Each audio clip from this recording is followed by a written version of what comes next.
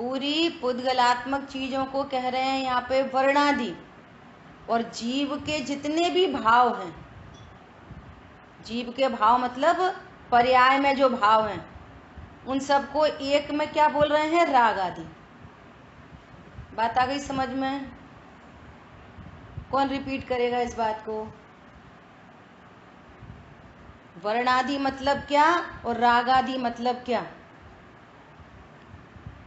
बोलो।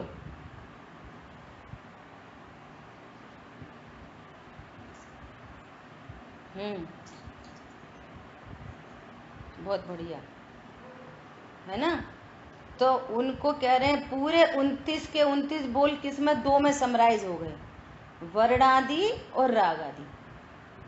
जब भी वर्णादि बात आए तो समझ लेना कि ये पुद्गल वाली सब चर्चा है।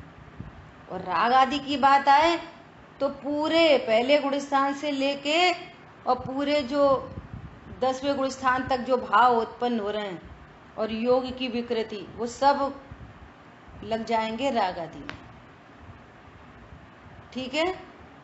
और जहां एक का नाम है तो वो वहां पे भी पूरे 29 के 29 बोल समझना चाहिए कि यहाँ पूरे 29 बोल से आचार्य देव भेद विज्ञान करा रहे हैं। अभी देखो, अब इन गाथाओं के आगे, इन गाथा के आगे अब अमृतचंद आचार्य देव ने एक श्लोक कहा है। वो कौन सा श्लोक है? 37 नंबर का श्लोक। ठीक है, अपन डायरेक्ट श्लोकार्थ पढ़ रहे हैं। 37 नंबर श्लोक देखो। जो वर्णादिक अथवा राग मोहादिक भाव कहे, वे सब ही इस पुरुष से भिन्न हैं। पुरुष मतलब आत्मा, पुरुष मतलब आत्मा। यहाँ स्त्री पुरुष की चर्चा नहीं है, यहाँ पुरुष माने आत्मा। तो कह रहे हैं वर्णादि और रागादि जो भाव कहे हैं वे सब भी आत्मा, आत्मा मतलब त्रिकाली ध्रुव भगवान आत्मा से भिन्न है। ठीक है। इसलिए अंतर्दृष्टि से देखने वालों को, अब ये कौन सी दृष्टि है? अंतर्दृष्टि कौन सी दृष्टि है? अंतर्दृष्टि से देखने वालों को यह सब दिखाई नहीं देते। हाँ, ध्रुव दृष्टि। अभी ध्रुव दृष्टि अंतर्दृष्टि समझने के लिए दृष्टांत चाहिए। जैसे नारियल होता है, नारियल है ना, तो बाहर में पूरी जटा जूट आदि है, फिर एक अंदर बहुत हार्ड कवरिंग है, और फिर अंदर में नारियल है, और उसके ऊपर भी एक रेड कलर की लेयर है, और उस लेयर को भी हटा दो तो एकदम उज्जवल कुंद धवल नारियल है ना। तो अब जब अपन ने ऐसा पूरा देखा कि नारियल तो एकदम सफेद, एकदम पौष्टिक, शुद्ध, इतना सुंदर फल है ये, है ना, सेवन करने योग्य है, तो ये सब चीजें देखी। तो अब वो बच्चे के सामने माँ पूरा देख कर रही है, उसने पूरे से जटा हटा दी, कवरिंग हटा दी, और उसकी भी पीलिंग करके उसकी पूरी रेड वो भी हटा दी, और एकदम सफेद सफेद नारियल। और अब इसका सेवन किया गया तो बहुत स्वादिष्ट लगा, अच्छा लगा, है ना। अब वो बच्चा कभी भी नारियल देखेगा तो नारियल कैसा देखेगा? जो एकदम दिख तो रहा है, बाहर में दिख तो रहा है जटाजूट वाला, जटाजूट वाला दिखने पर भी, जटाजूट वाला दिखने पर भी वो बच्चा नारियल कैसा देख रहा है? प्रत्यक्ष दिखाई दे रहा है जटाजूट, और बच्चा क्या देख रहा है? सफेद नारियल, स्वादिष्ट नारियल, पौष्टिक नारियल। इसको कहते हैं अंतर्दृष्टि, कि जो रियल नारियल है, ऐसे नीति में ऐसे बोलते हैं, नारियल कैसा, हमारे पिताजी का नेचर कैसा है, नारियल जैसा, बाहर से कठोर और अंदर से मुलायम। तो नारियल कितने प्रकार का हो गया? 2 प्रकार का, बाहर से कठोर और अंदर से मुलायम। कि भैया जो बाहर में कठोर है वो नारियल होता ही नहीं, जटाजूट नारियल होता ही नहीं। नारियल के संयोग में होने पर भी वो सब नारियल नहीं। पॉइंट समझ में आ रहा है? अब जब भी नारियल की चर्चा हो तो क्या दिखेगा? सफेद नारियल। नारियल मतलब सफेद नारियल। दुनिया कह रही है जटाजूट वाला नारियल, हमारा ज्ञान क्या कह रहा है? नारियल तो सफेद होता है, जटाजूट तो बाहर का है। दुनिया कह रही है कठोर नारियल, अरे नारियल तो सॉफ्ट होता है। दुनिया कह रही है बादामी नारियल, अरे नारियल तो सफेद होता है। समझ में आ रही है? अब ऐसा पूरा दिखने पर भी वो ज्ञान एक बार देखा, उसका स्वाद लिया, वो अनंत काल के लिए सिद्ध हो गया। अब दुनिया कुछ भी बोले, अंदर से बाहर कुछ भी बोले, नारियल तो सफेद होता है। कितनी चीजें थी? जटाजूट, हार्ड कवरिंग और रेड स्किन उसकी ऊपर है ना, जब चटक बनाते ना ऊपर की रेड हटा देते हैं।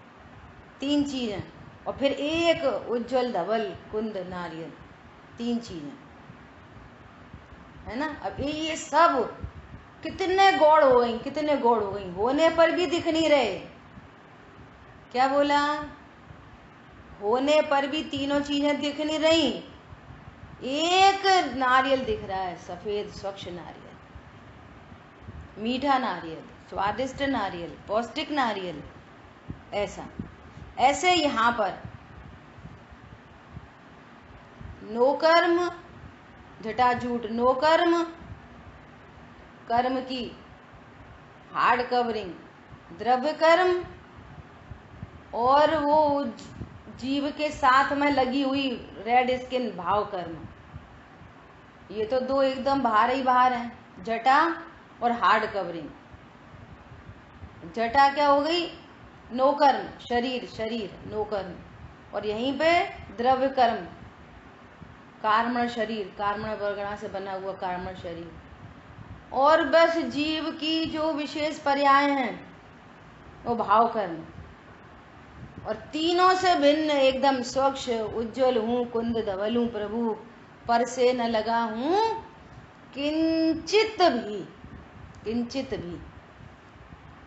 तो कह रहे हैं भेद विज्ञानी पुरुषों, सुनो, ये स्वरूप अनादि अनंत ऐसा ही है। द्रव्य कर्म, भाव कर्म, नो कर्म है ना, नो कर्म, द्रव्य कर्म, भाव कर्म, और यहीं पे भगवान आत्मा, ये स्वरूप अनादि अनंत है। ये भगवान आत्मा त्रिकाली ध्रुव इन संयोगों के साथ में रहने पर भी कभी इन रूप नहीं हुआ है, हुआ ही नहीं आज तक। एक इंद्री में गया तो वो एक इंद्री वाला नो कर्म, फिर वहां पे भी द्रव्य कर्म, और वहां पर भी भाव कर्म, अज्ञान मोराग देश के परिणाम वहां भी उत्पन्न हो रहे हैं, और वहीं त्रिकाली ध्रुव भगवान आत्मा। अब ज्ञान जान नहीं रहा कि मैं त्रिकाली ध्रुव हूँ, ज्ञान जान रहा है मैं संयोग शरीर वाला हूँ। आचार्य भगवान युक्ति न्याय से बता रहे हैं तुम ध्रुव हो, तुम परिपूर्ण हो, ये अज्ञान मोराग देश के परिणाम भी क्षणिक हैं, ये तेरा स्वभाव नहीं है। ये राग आदि और ये दोनों वर्णादि, ये दोनों किस में जाएंगे? वर्णादि। और ये भाव कर्म राग आदि, तुम वर्णादि और राग आदि से रहे त्रिकाली ध्रुव भगवान आत्मा हो। तो कह रहे हैं भेद विज्ञानी पुरुषों को, अंतर्दृष्टि से देखने वालों को, देखो ऊपर की लाइन में क्या कहा? कि जो वर्णादि अथवा रागादि भाव कहे वे सभी इस पुरुष अर्थात आत्मा से त्रिकाल भिन्न है, ये वस्तु स्वरूप है।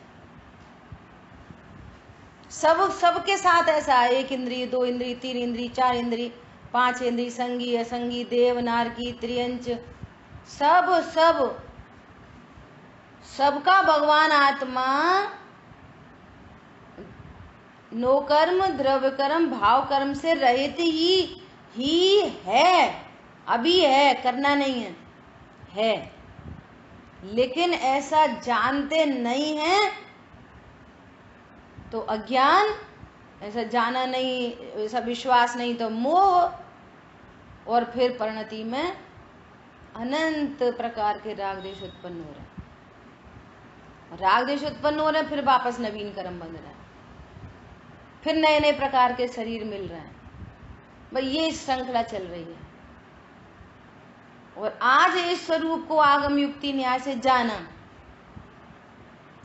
ऐसा सच्चा ज्ञान, सच्चा विश्वास, और मोहहीन हो रहा है, रागहीन होता जा रहा है, और मोह की चट्टान टूटी, शांति निर्जर बह रहा है।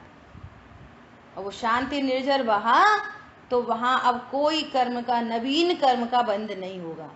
श्रृंखला टूट गई और पूर्वकृत कर्म की निर्जरा हो गई, ऐसा। और अब वो ज्ञान कैसा देख रहा है? मैं तो उज्ज्वल हूं, कुंद धवल हूं प्रभु, पर से न लगा हूं किंचित भी। उज्ज्वल हूं, कुंद धवल हूं प्रभु, पर से न लगा हूं किंचित भी। अब ऐसा विकल्प नहीं, कल बात आई थी ना कि अज्ञानी को श्रद्धा निर्विकल्प, मैं तो स्त्री हूं, उसके लिए विकल्प नहीं करना पड़ता। ऐसे ही जिन वेद विज्ञानी पुरुषों ने, जीवों ने अपने त्रिकाली ध्रुव भगवान आत्मा को जाना, अब वो सॉफ्टवेयर बन गया। अब वो निर्विकल्प, एकदम निर्विकल्प श्रद्धान, निर्विकल्प ज्ञान, क्या मैं तो त्रिकाली ध्रुव। जैसे अभी भ्रमरूप है ना कि मैं तो शरीर हूं। बोलो, पंडित साहब ऐसा बोलते हैं कि झूठ इतनी बार बोला गया कि वो सच लगने लगा। झूठ इतनी बार बोला गया, वो सच लगने लगा। अब सच इतनी बार बोला जाए तो सच सच नहीं लगेगा। जब झूठ सच लगने लगा तो सच्ची बात सच्ची नहीं लगेगी।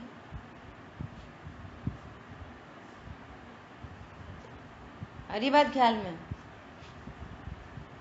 ऐसी बात है।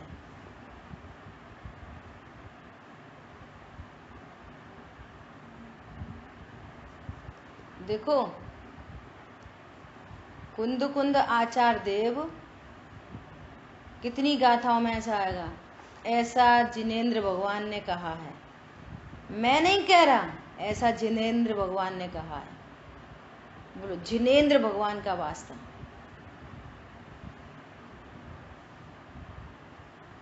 सौ इंद्रों की उपस्थिति में तीन लोक के नाथ ऐसा फरमाते हैं। कैसा फरमाते हैं कि ये ज्ञान स्वरूपी भगवान आत्मा नोकर्म, नोकर्म मतलब शरीर आदि, शरीर और संयोग को नोकर्म कहते हैं शॉर्ट भाषा में। नोकर्म मतलब शरीर और संयोग, पत्नी, दुकान, मकान, बच्चे, पुद्गल और चेतन अचेतन सब पदार्थ वे नोकर्म, शरीर और वो नोकर्म। और कर्म को बोलते हैं द्रव्य कर्म। कार्मण शरीर में सारे कर्म बनते हैं, है ना, ये नो कर्म।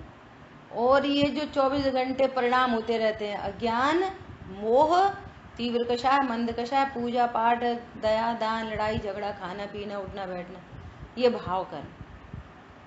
अब जिनेंद्र भगवान कह रहे हैं कि इन सब के बीच में यहाँ त्रिकाली ध्रुव भगवान आत्मा ऑलरेडी विराजमान है। नथिंग टू डू, कुछ करने का नाम करना सो मरना, करना सो मरना। कुछ करने का धर्म है ही नहीं। समझ आ रही बात? जानने वाला हूं सो जानना, ओनली ज्ञाता दृष्टा, जानना। मैं जानने देखने की शक्ति को धारती हुई वस्तु हूं। जैसे चीनी मिठास की शक्ति को धारती हुई वस्तु है, ऐसे ये भगवान आत्मा जानने देखने की शक्ति को धारती हुई वस्तु है। जैसे वे द्रव्य है ना, अलग अलग द्रव्य, ऐसा मैं एक द्रव्य हूं, मैं जानने देखने वाला द्रव्य हूं, मात्र जानने देखने का कार्य करता हूं, भेद भेद से कहो तो कुंद कुंद आचार्य भगवान कह रहे हैं कि जिनेंद्र देव ने कहा है। कि जिनेंद्र देव ने ऐसा क्यों कहा है? क्यों कहा है जिनेंद्र देव ने ऐसा? कि ऐसा वस्तु का स्वरूप है। उन्होंने जिनेंद्र देव ने कुछ बनाया नहीं, कुछ किया नहीं, कुछ जबरदस्ती हवा की बातें नहीं, ऐसा वस्तु का स्वरूप है। स्वरूप है ऐसा वस्तु, तो वस्तु का स्वरूप है वैसा बता दिया। पहले भी एग्जाम्पल दिया ऐसा कई बार कि हमारे दादा पिताजी ने, पिताजी के पिताजी ने, दादा ने, दादा के पिताजी ने, परदादा ने, सब ने एक चिट्ठी लिखी और तिजोरी में रख दी। और फिर कईयों साल बाद, 10-20 साल बाद वो तिजोरी खोली तो तीनों की चिट्ठी मिली। तो तीनों की चिट्ठी में चीनी के बारे में लिखा था। क्या लिखा था? चीनी मीठी होती है। और तीनों ने एक जैसा क्यों लिखा? चीनी मीठी होती है, चीनी मीठी होती है। भैया हम तो चीनी को मीठा इसलिए मानते हैं क्योंकि हमारे पिताजी ने कहा है। हम तो इसलिए मीठा मानते हैं। क्यों? हम तो चीनी को मीठा इसलिए मानते हैं कि पिताजी छोड़ो, हमारे दादाजी ने भी कहा था और परदादा, तीनों की चिट्ठी मिली हमें। वे कह रहे हैं इसलिए हम मान रहे हैं। क्यों? जिनेंद्र देव ने ऐसा क्यों कहा? कि वस्तु का स्वरूप है। कि हम कैसे माने? कि तुम चख के देख लो चीनी, चख के देखो चीनी कैसी होती है, मीठी होती है। तो अनुभव प्रमाण है, आगम प्रमाण और अनुभव प्रमाण, और बीच में युक्ति प्रमाण। ऑथेंटिक हो रहे हैं, भगवान ने कहा इसलिए ऑथेंटिक है। समझ आ रही बात? युक्ति से, न्याय से ऑथेंटिक हो रही है। लॉजिक लगाओ। 2-3 दिन पहले मुन्नैया से प्रश्न किया था कि पुण्य कितना करना चाहिए, कि भाव इच्छा तो होती है पर कर नहीं पाते। यही वाली बात अकर्तृत्व को सिद्ध कर रही है। यही तो कह रहे हैं कि तुम अकर्ता ज्ञायक हो, वे परिणाम होने योग्य होते हैं। कैसे होते हैं?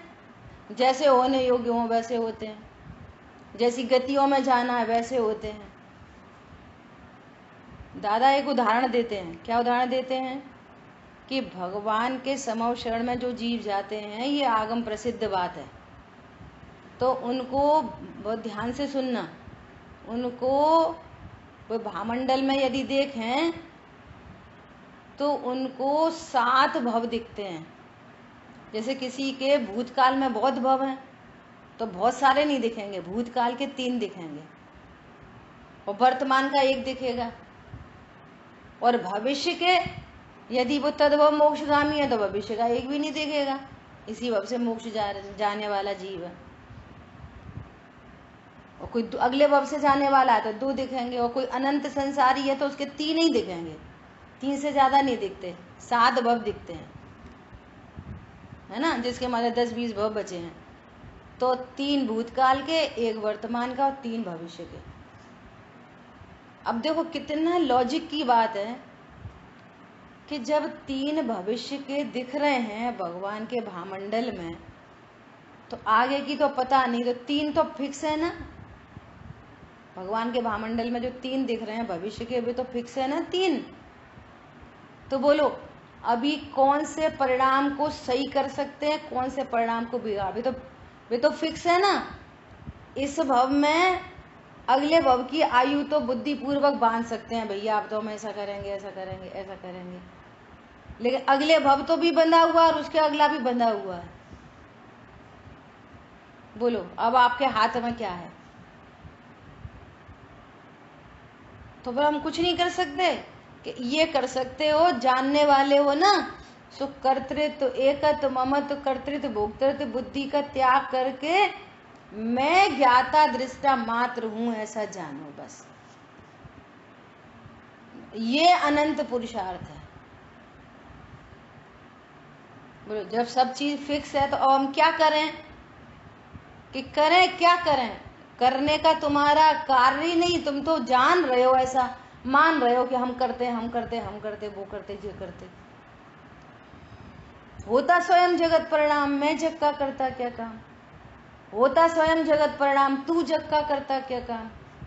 होता स्वयं जगत परिणाम, कोई जग का करता क्या काम? कोई जग का करता क्या काम? बोलो कर रोक लो, अभी अब कोरोना आ गया, रोक लो, कर सकते तो कर लो। साइंटिस्ट, बड़े बड़े साइंटिस्ट, बड़े बड़े डॉक्टर लगे पड़े हैं, कभी कोई थ्योरी आ जाती है, कभी कोई थ्योरी आ जाती है, कभी कोई थ्योरी आ जाती है। बोलो कर रोक लो, कर सकते हो। पर समझ में आ रहा है? यहां मैं ज्ञाता दृष्टा विराजमान हूं, मात्र ज्ञाता दृष्टा हूं। देखो इस स्वरूप को नहीं जाना तो अनंत भवों की अनंत भटकन है, अनंत भवों की अनंत भटकन, अनंत काल का निगोद। निगोद से जीव निकल के आता है ना, फिर दो इंद्रिय से संगी पंचेंद्रिय, उसमें चारों गतियां उसमें गर्भित हैं। ये 2000 सागर से कुछ अधिक काल रहता है, फिर वापस निगोद में चला जाता है। पूर्व में कितना पुण्य हो, सब पाप में संक्रमित होके काम खत्म, खलास, ऐसा मामला है। इसलिए एक भेद विज्ञान ही शरण है। सर्वज्ञ देव ने स्वरूप क्यों कहा ऐसा? अनुभव से प्रमाण करो। चीनी जिह्वा इंद्री पर रखी जाएगी तो उसका स्वाद मिठास आएगा। भगवान ने कही है इसलिए मीठी नहीं है, मीठी है। स्वरूप ऐसा है। सारे विश्व में बड़े बड़े धर्मात्मा बैठे हैं, सब कह रहे हैं ऐसा करो वैसा करो, अति दुस्तर तप तपे तो भी ज्ञान बिन एक कर्म नहीं जड़ता। करोड्स ऑफ करोड्स ऑफ करोड्स, कोटि भव तप तपे ज्ञान बिन कर्म झरे जे। ज्ञानी के छिन माही क्षणिक में, त्रिगुप्ति ते सहज टरते। त्रिगुप्ति मतलब रत्नत्रय, भेद विज्ञान से सच्चा ज्ञान, सच्चा श्रद्धान और सच्चा आनंद।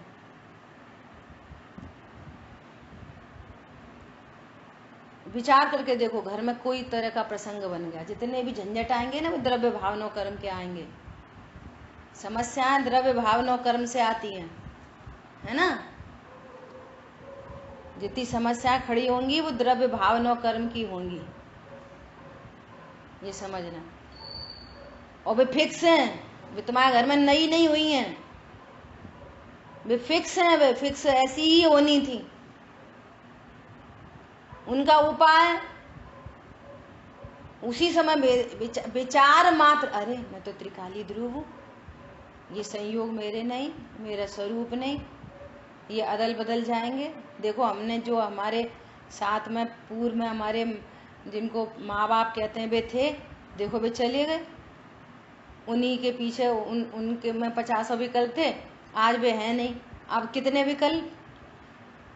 बोलो। हम बच्चों के लिए ऐसा करेंगे, वो करेंगे, जो जोड़ेंगे, जो घटाएंगे। बोलो, विचार करो, समाधान किधर से हो? कोई पर पदार्थ मेरा नहीं, मेरे ज्ञान के विषय बनते हैं। मैं तो त्रिकाली ध्रुव हूं, मेरे में कुछ नहीं घटा बढ़ा, कुछ नहीं घटा बढ़ा। मेरे में कुछ नहीं घटा बढ़ा। तो इतने विचार मात्र से शांति पड़ती है। और अंतर्मुखी परिणाम में तो फिर क्यों नहीं आनंद होगा? युक्ति से ही सिद्ध हो रही है बात, लॉजिक से एकदम। और उनका लक्ष्य करते रहो। समस्या पता है किस बात की है? पहले भी एग्जाम्पल दिया कि वो नाकामयाबी मिल रही है ना, बार बार नाकामयाबी मिल रही है। हम समझाते हैं, समझते ही नहीं, ऐसा कर रहे थे, ऐसा होता ही नहीं।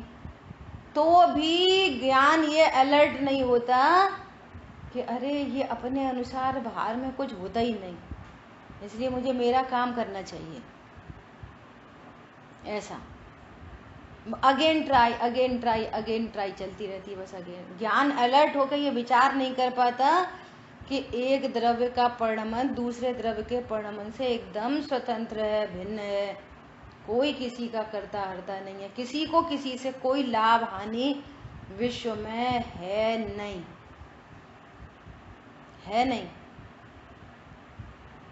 वर्णादि और रागादि से भिन्न वस्तु स्वरूप है, अनादि अनंत है।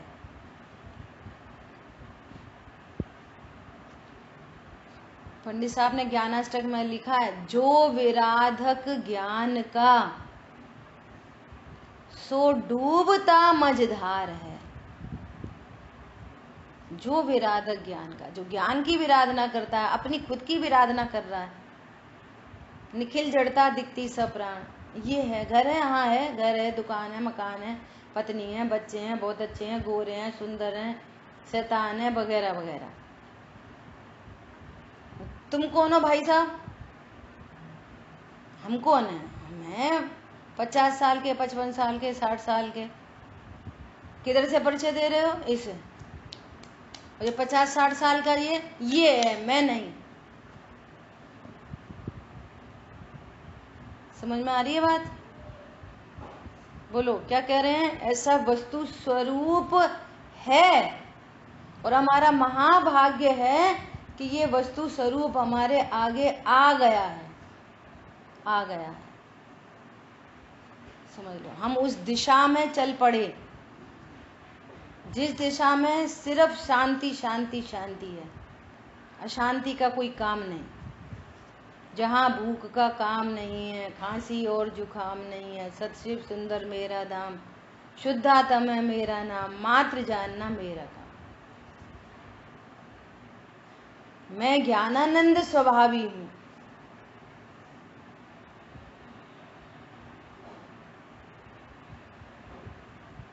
हमारी बात समझ में? क्या बोल रहे हैं? इस पुरुष आत्मा से भिन्न है, इसलिए है, ये इम्पोर्टेंट बात है। अपनी इतनी चर्चा कब से किस बात पे चल रही है? ऑलरेडी है। वो नारियल कुछ करना नहीं है उसमें, वो है। जटा से, हार्ड कवरिंग से और लाल उसकी कवर से वो शुद्ध निर्मल सफेद नारियल वो ऐसा मौजूद है।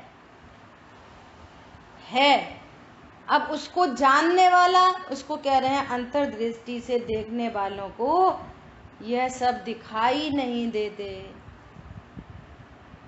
ये सब दिखाई नहीं देते। जब सोचो आप जब नारियल का सेवन कर रहे हो तो आपको ये याद आती है, अरे हाँ इसमें तो कवरिंग थी, अरे हाँ इसमें तो जटाजूट थी। आनंद है बस उसका, वो ख्याल में भी नहीं आता, उसमें है ही नहीं। यह सब दिखाई नहीं देते, मात्र एक सर्वोपरि तत्व ही दिखाई देता है, दिखाई देता है। विश्वास करो, अनंत अरहंत सिद्ध आचार उपाध्याय साधु परमेष्टि अनंत अनंत जीव ने अब तक ऐसे स्वरूप का निर्णय अनुभव करके, अनंत जीवों ने ये स्वरूप हमको बताया है, अनंत जीवों ने, एक आदमी नहीं। और इसकी स्वरूप की प्राप्ति करके स्वयं सुखी हुए हैं। केवल एक चैतन्य भाव स्वरूप अभेद रूप आत्मा ही दिखाई देता है, और कुछ दिखाई नहीं देता। अंतर्दृष्टि से देखोगे तो और कुछ दिखाई नहीं देता, एक आत्मा ही दिखाई देती है। और अपने स्वभाव का लक्ष्य हुआ और आनंद प्रकट हुआ। ऐसा ही प्रभु मैं भी हूँ। अपने स्वरूप का ज्ञान हुआ, विश्वास हुआ और आनंद प्रकट हुआ, सर्व टेंशन का अभाव हो गया। कल संजीव जी गोधा का एक 6-7 मिनट की क्लिप आई है, उन्हें बहुत अच्छा उसमें पूरा दृष्टांत दे के कि 2 दोस्त थे, 2 मिनट का दृष्टांत है। 2 दोस्त थे, तो वो कहीं जा रहे थे, उनके पास कुछ धन संपदा थी और रात में निकलना थोड़ा मुश्किल हो रहा था, तो एक स्थान पर दोनों रुक के और उन्होंने विचार किया आज रात को यहीं पर विश्राम करते हैं, सुबह चलेंगे। और अपने पास इतना धन है, बहुत जोखिम है, तो 4 घंटे तुम जगना, 4 घंटे मैं जगूंगा, एक जना सो जाएगा, एक जना जगता रहेगा, ऐसा। तो उन्होंने कहा ठीक है, तो ऐसा ही करा। तो एक दोस्त जग रहा था, दूसरा दोस्त सो रहा था, और इतने में क्या हुआ, एक सर्प आया। तो जैसे ही उसने सांप देखा, उसके हाथ में तलवार थी, तो उसने बोला कि तुम मेरे दोस्त को मार नहीं सकते। तो वो एक वेंतर जाति का देवता सो प्रकट हो गया। तो उसने बोला मेरी प्रतिज्ञा है, पूर्व में इसने जो कुछ भी था, तो मैं इसका खून पिए बिना रह नहीं सकता। उसने बोला कि मैं तुझे पीने दे नहीं सकता, ये मेरा दोस्त है। तो दोनों में ऐसी चलती रही, तो दोनों ने निर्णय किया मिला के कि ऐसा कर। उसने देव ने बोला कि तुम इसे गले पे थोड़ा सा ऐसा कर दो तलवार से, तो खून टपक जाएगा, मैं उसको पी लूँगा और मेरी प्रतिज्ञा पूरी होगी और मैं चला जाऊँगा, मेरी भी पूरी हो जाएगी, तेरा दोस्त भी नहीं मरेगा। तो उसने बोला ये ठीक है। तो उसने ऐसे तलवार और यहाँ पे लगाई, उसका खून टपक गया और वो सांप खून पी के चला गया। और जब उसने तलवार लगाई तो नेचुरल है कि सोते हुए की आंख खुल गई, और जैसी आंख खुली और उसने देखा कि मेरा मित्र है और उसने तलवार लगाई, उसने आंख बंद कर ली। आंख बंद कर ली, कोई बात नहीं, सुबह हो गई, वो कुछ बोला ही नहीं। एक दिन हो गया, अब कुछ बोला ही नहीं। अब इसको टेंशन हो रही कि ये कुछ बोल ही नहीं रहा। इसने मेरे को देख लिया कि मैं तलवार चलाते हुए, इसने मेरे से पूछा ही नहीं कि तुमने ये काम क्यों करा, क्यों तलवार चलाई, तुम मुझे मारना चाहते थे, धन लूटना चाहते थे, कुछ पूछा ही नहीं रहा। ये मेरे बारे में पता नहीं क्या सोचता होगा। 2 दिन हो गए और उसको चैन नहीं पड़ी, तो फिर उसने पूछा कि क्या है, कि मैं 2 दिन से देख रहा हूँ तुम बहुत चिंता में दिखते हो, तुम्हारे चेहरे पर प्रसन्नता नहीं है, तुम क्या चिंता सता रही है तुम्हें। फिर उसने बोला कि चिंता तो मुझे ये सता रही है कि तुमने उस दिन मुझे आँख खोल के देख लिया था कि मेरे हाथ में तलवार थी और तुम्हारे गले पर रखी थी, और तुम्हारे को पीड़ा भी हुई होगी, खून निकला, और तुमने मेरे से कुछ पूछा ही नहीं। तुम मेरे बारे में क्या सोच रहे होगे, मैं कुछ तुम्हारा बुरा नहीं करना चाहता। तो वो क्या बोला, अरे तुम ऐसा क्यों सोच रहे हो, मुझे विश्वास है ना तुम मेरे मित्र हो। विश्वास पे उन्होंने ये वाली बात करी। अरे तुमने कुछ अच्छे के लिए करा होगा, तुम तो मेरे मित्र हो, तुम मेरा बुरा क्यों चाहोगे। देखो लौकिक पारलौकिक दोनों बात सद रही है।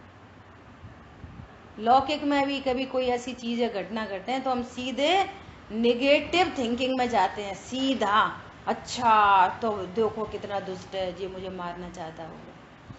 अरे किसी चीज का कोई पॉजिटिव एस्पेक्ट भी होता है और कोई नेगेटिव, ये एकदम पक्का निर्णय, वो निर्णय की बात चल रही है।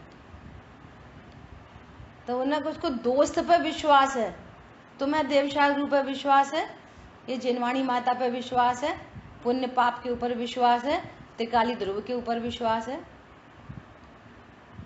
कोई हमारे साथ ऐसा कर, अरे आजकल के लोगों के परिणाम तो बहुत खराब हो गए, दोस्त तो छोड़ो, सगा भाई मार के डाल देगा। अरे भैया निर्णय करो। पहली बात तो कोई बाहर में दोस्त, ये सब लोग व्यवहार है, दोस्त भाई ये कुछ होता नहीं, नंबर 1।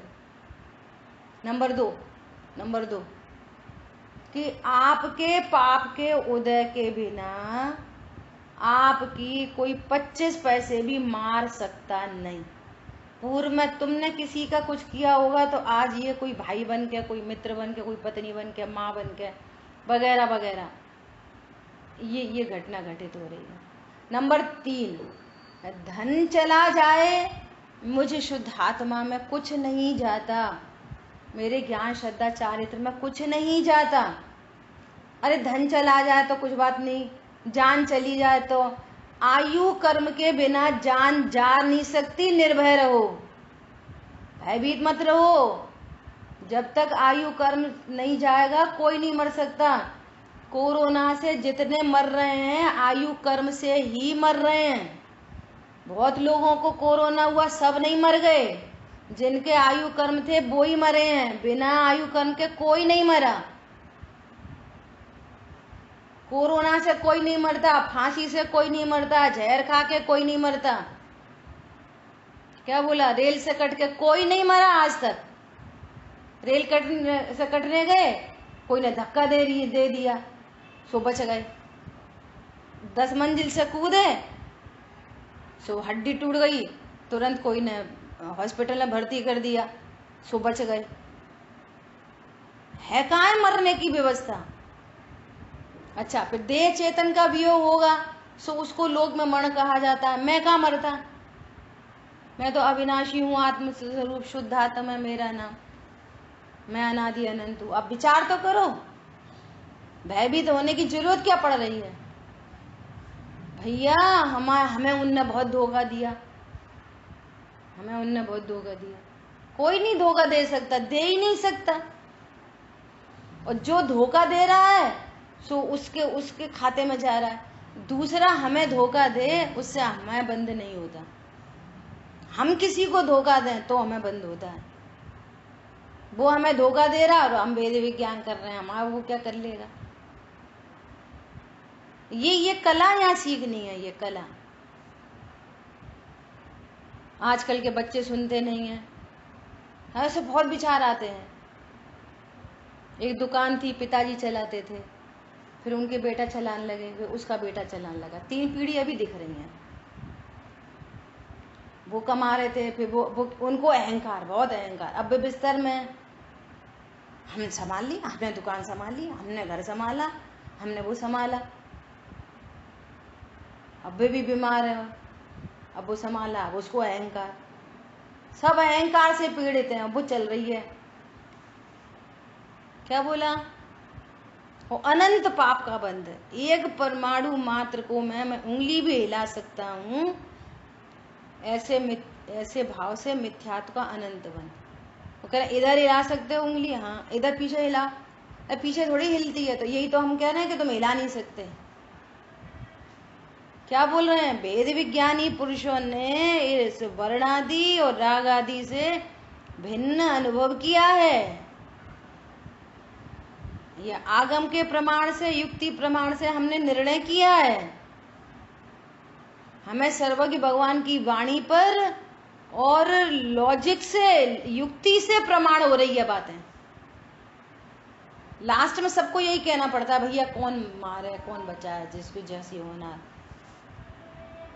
जब आपके बस में कुछ नहीं रहती तब होनार की बात करते हो। वस्तु स्वरूप का पूर्व से विचार करें तो पूर्व से आनंद है। समझ में आ रही है बात। देखो भावार्थ, परमार्थ नय अभेद ही है। तो वास्तविक नय है ना, जो नय मतलब वस्तु को देखने का एंगल। परमार्थ नय से देखो नारियल सफेद ही है। से परमार्थ न से देखो आत्मा अभेद ही है। इसलिए इस दृष्टि से देखने पर जैसी दृष्टि वैसी सृष्टि। गिलास आधा भरा है आधा खाली है, जैसी दृष्टि।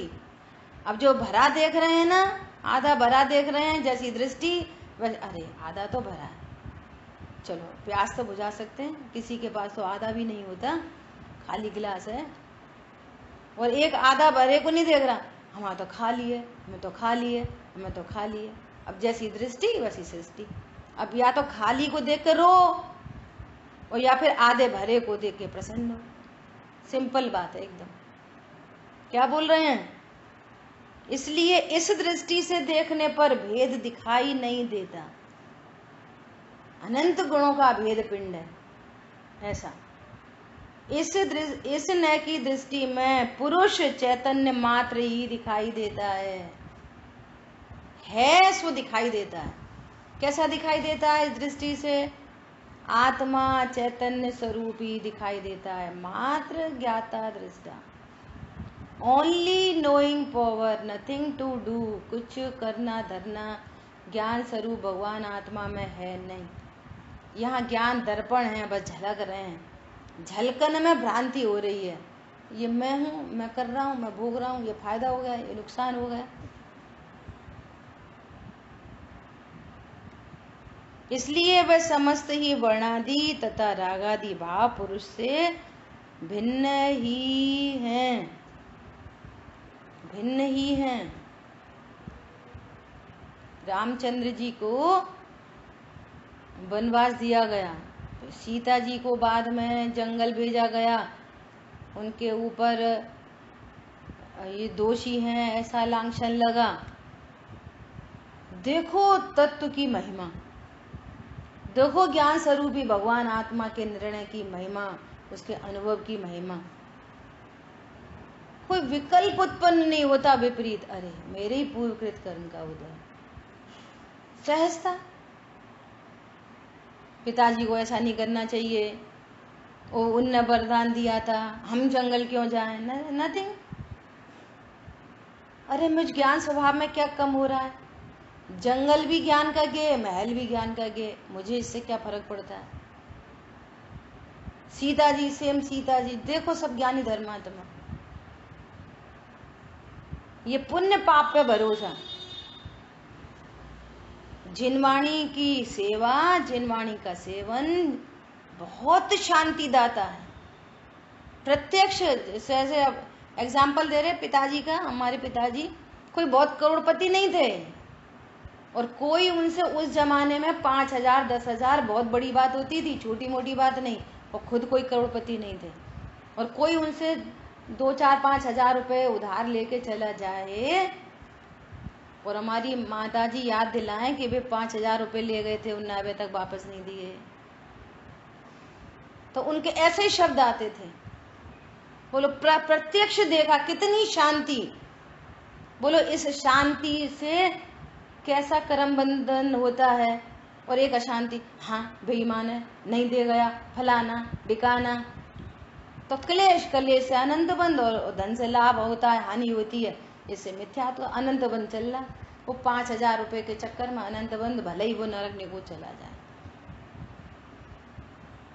वो उल्टा माताजी से क्या बोलते हैं? अरे तुम में कुछ प्रॉब्लम हो रही है क्या? रोटी खाने नहीं मिल रही, भूखे रहती हो क्या? अरे उदय में आएंगे तब कोई दे जाएगा।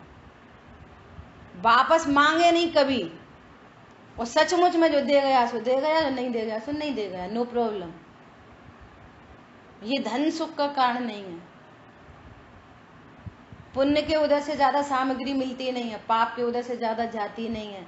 ये विश्वास करो इन ग्रंथों में जो चर्चा लिखी गई है। अनंत अनंत अनंत शांति का उपाय है, अनंत शांति का उपाय। तुम क्या करोगे? तुम क्या चलाओगे? भैया कोई नहीं चला रहा, ना तुम चला रहे, ना माता चला रही, ना पिताजी चला रहे, ना बब्बा चला रहे, नोबडी। सब भगवान आत्मा है, ज्ञाता दृष्टा, ज्ञाता दृष्टा। मैं ज्ञान स्वरूप हूं। देखो पर के प्रति सहजता ऐसे अपने आप उत्पन्न होती है, ऑटोमेटिक प्लांट है यहाँ पे। आ रही बात समझ में? तो इसलिए यहाँ पे कह रहे हैं ये वर्ण से लेकर गुणस्थान पर्यंत जो भाव हैं उनका स्वरूप विशेष रूप से जानना हो तो गोमटसार आदि ग्रंथों से जानना चाहिए। ये भावार्थकार ने अलग से बात लिखी है। अपनी चर्चा तो क्या चल रही है कि वर्णादि और रागादि से रहित अभी वर्तमान में मैं ज्ञान स्वरूप भगवान आत्मा हूँ। वे वर्णादि क्रम से जितने अदलने बदलने होते हैं वो उनका एकदम क्रम है। जड़ चेतन की सब परिणति प्रभु अपने अपने में होती है, और राग और चेतन की परिणति प्रभु अपने अपने में होती है। राग है सो क्रमबद्ध है, क्रम से उत्पन्न होता है, क्रम से मिटता है, क्रम से हीन पड़ता है, क्रम से अभाव पड़ता है। वो सब क्रम है अनादि अनंत। उसमें कोई हेर फेर इंद्र नरेंद्र धर्णेंद्र कुछ करने में समर्थ नहीं। ऐसे स्वरूप जानकर बस अपने अकर्तृत्व का आनंद। जब कुछ कर सकते ही नहीं है तो फिर करने का विकल्प निरर्थक है, और विकल्प से पर में कुछ होता नहीं है। देख लो 24 घंटे में विकल्प से क्या क्या हुआ क्या क्या नहीं। एक वो बनाओ बैलेंस शीट, तो रिजल्ट निकल के आ जाएगा लास्ट में। अकर्तृत्व का ही रिजल्ट निकलेगा, कर्तृत्व का रिजल्ट नहीं निकलेगा, है ना। इसलिए यहाँ पर आचार्य भगवान ऐसा वस्तु स्वरूप बताया है, और ऐसा हम निर्णय करें, अनुभव करें। ऐसी मंगल भावना शेष चर्चा आगे करें। जिन वाणी के ज्ञान से सूझे लोकालोक, सो वाणी मस्तक नमो सदा दे तुम दो। बोलिए द्वाशांग मई जिनवाणी माता की जय हो। जय जिनेन्द्र सभी को।